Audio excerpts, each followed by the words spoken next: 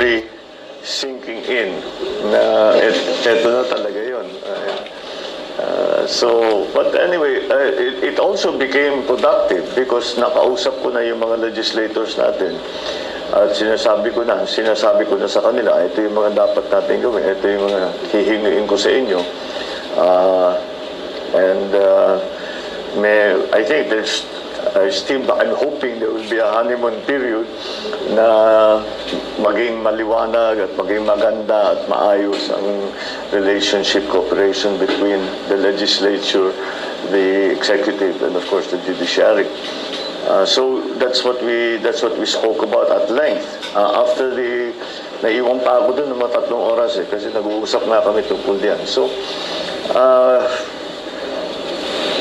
it's all very well commemorate. Of course, it's all very exciting.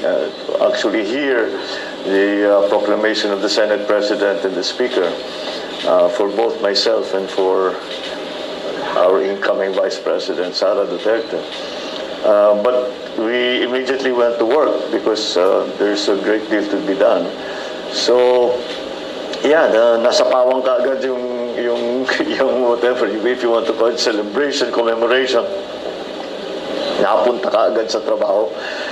But that's natural because talagang in our view, ang daming gagawin. So we have to get it done. I really want to hit the ground running on the beginning of the term. I also would like to have a very clear understanding between all of the cabinet secretaries, all the legislature. Very clear understanding of what we're going to be trying to do, the timetable that we're giving ourselves to do it in, the deadlines that we have to put,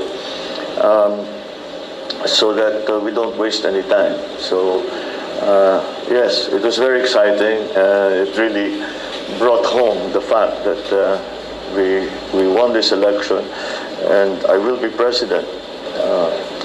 But immediately it comes out, well, if you're going to be president, you better get to work.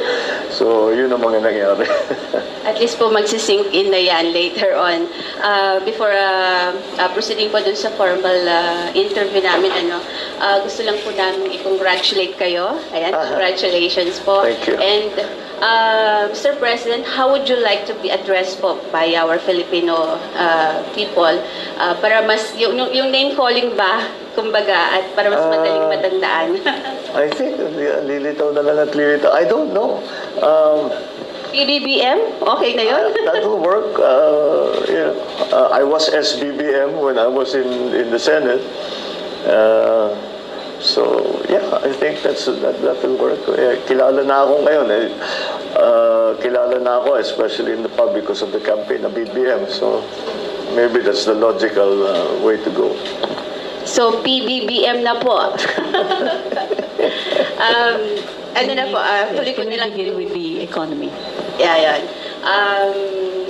Ano po yung magiging first order of the day po ninyo since kayo na po ay proclaimed as the 17th President of the Republic of the Philippines?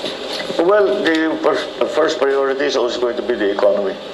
And that's why we have been very, very careful in choosing the economic team. It's still down to jobs, to the increasing prices of commodities, some relief for the business community to streamline the operations of government, which immediately brings us to digital and IT and digital communication para maging mas maganda ang patakbo. And also it will be better for the Philippines for the simple reason that the rest, when we deal with other countries, everybody else is digitized. Tayo lang ang medyo naiwanan. So it will make quicker. Ganun ang negosyo ngayon ganun ang investment ngayon Kailangan talaga digitize. So those are the immediate things because those are the things that I think we can immediately enforce.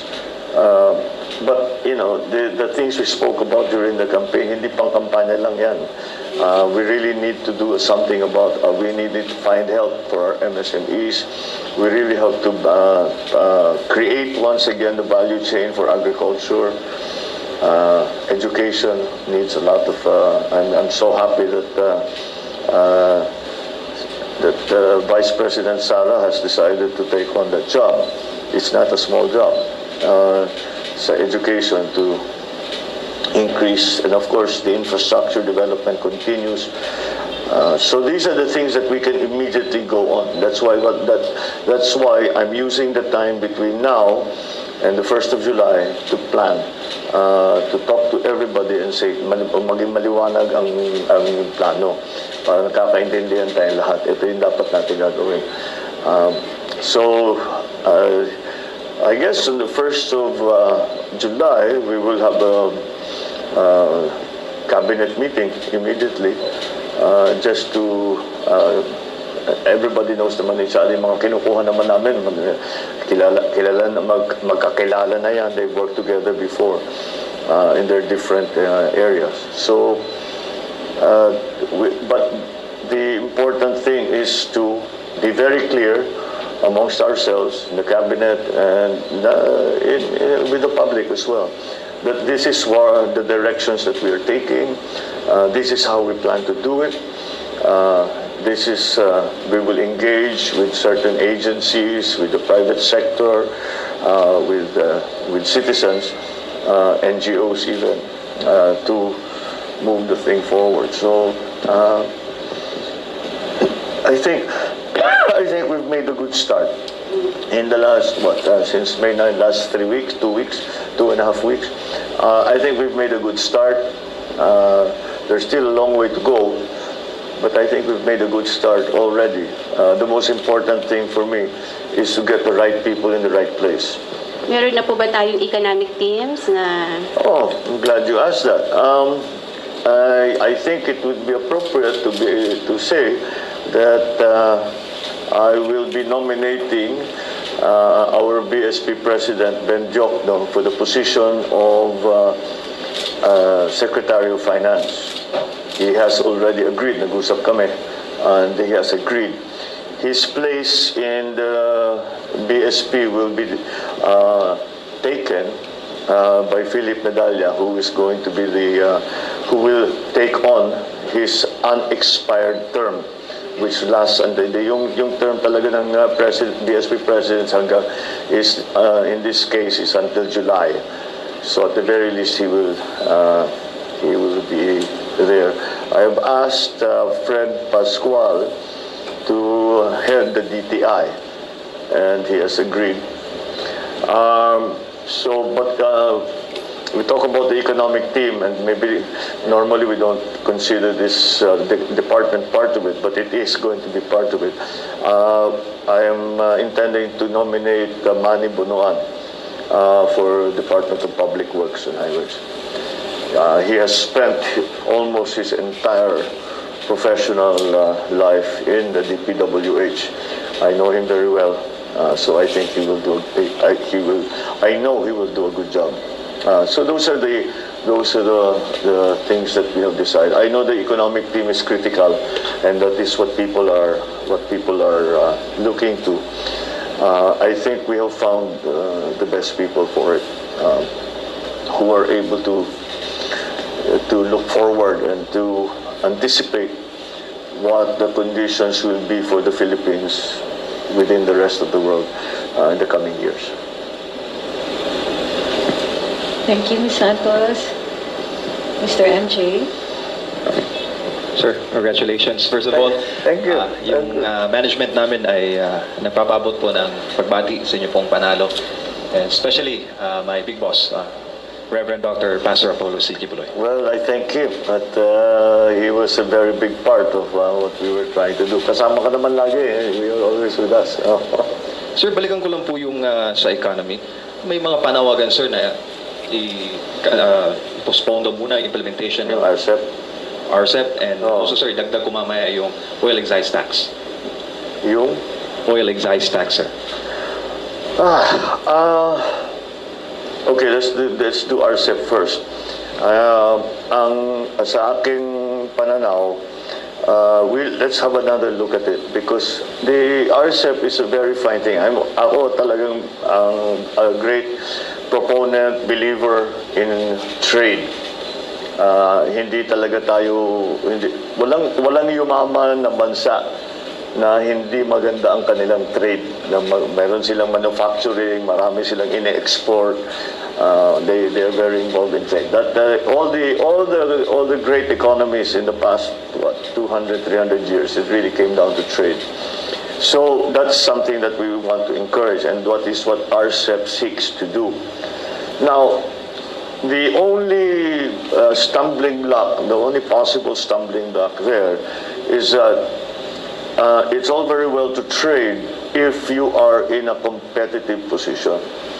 And I do not know that our agricultural sector is sufficiently robust to take on the competition that the opening of the markets will cause RCEP. So let's have a look at it again and make sure na hindi naman malulugi ang ating agri-sector. Pagka renotify na natin yan, dapat handa na yung sistema natin na makipag-compete. Dahil kung hindi talaga makipag-compete, masasapawan sila. Mawawala yung ating mga local, and panay na lang ang import natin. And we don't want that. If we want to beef up the agricultural sector, we want to have sufficient food supply for the Philippines in case of any crisis. We should really learn our lessons from the pandemic. That wag natin pababayaan yan. Dahil pag may dumating na krisis na ganyan, ramdam na ramdam ng tao, kulang pagkain for various reasons. So anyway, sa RCEP, tignan natin ulit exactly what will be the effect, pag-aralan natin na mabuti, that if we ratify it now, what will be the effect on our farming community, our farmers especially. They need protection. Hirap na hirap ang mga magsasaka. And how will it impact what our plans are to, as I mentioned earlier, create the value chain for agriculture once again. So that is my view on RCEP. Pag-aralan na natin yan. But let's protect our farmers. Sir, sa oil excise tax, are you... Yung oil excise tax, I think there are other ways to handle the increase and the disturbances that we are having in terms of we can support those areas na tinamaan kaagad ng pagtaas ng presyo ng langis. Number one there was transport. And this is important because transport is going to be critical in the resurgence of the economy. And the reason I say that is because nakikita na natin. There are what we keep talking about supply chain problems that have arisen post-pandemic sa ibang lugar. I don't consider us post-pandemic yet. I think we are still hopefully at the tail end. But nonetheless, nakikita na natin in other countries na yun ang ginagawa na nagkakaproblema doon sa transport situation.